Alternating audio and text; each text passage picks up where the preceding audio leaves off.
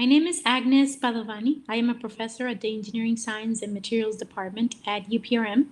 I got a PhD from the Georgia Institute of Technology in Atlanta in chemical engineering, and I joined the university after working as a senior materials engineer at Intel Corporation in Phoenix, Arizona.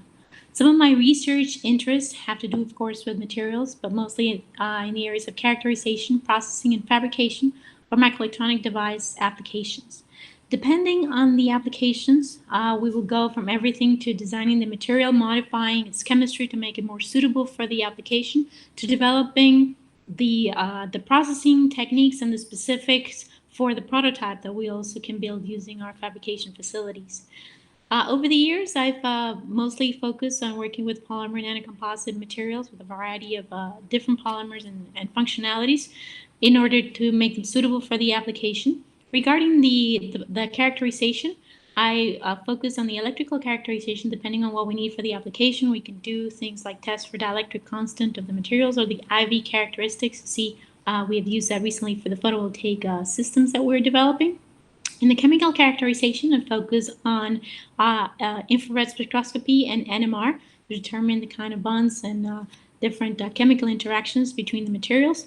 In the microscopy area, we work, for example, with AFM to determine the morphology. We usually work with blended polymers, so we need to understand things like phase segregation or phase separation and the sizes of these distributions.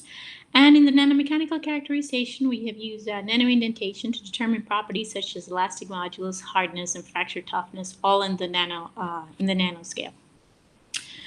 Depending on the application, we can go all the way to building a prototype of these devices. So this is an example of what we use to develop a prototype for a photovoltaic device using a combination of polymers as active layers and metal electrodes.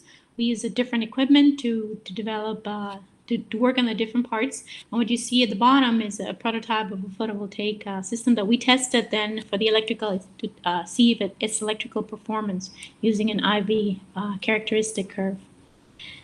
We do some of the fabrication in a class 100 clean room that we have at the university. These are some of the equipment pieces, the most relevant ones that we have at the lab, a mask liner and a sputtering system that we use to develop both dielectric as well as metallic thin films. I hope that you find this presentation interesting and you decide to join our master's program.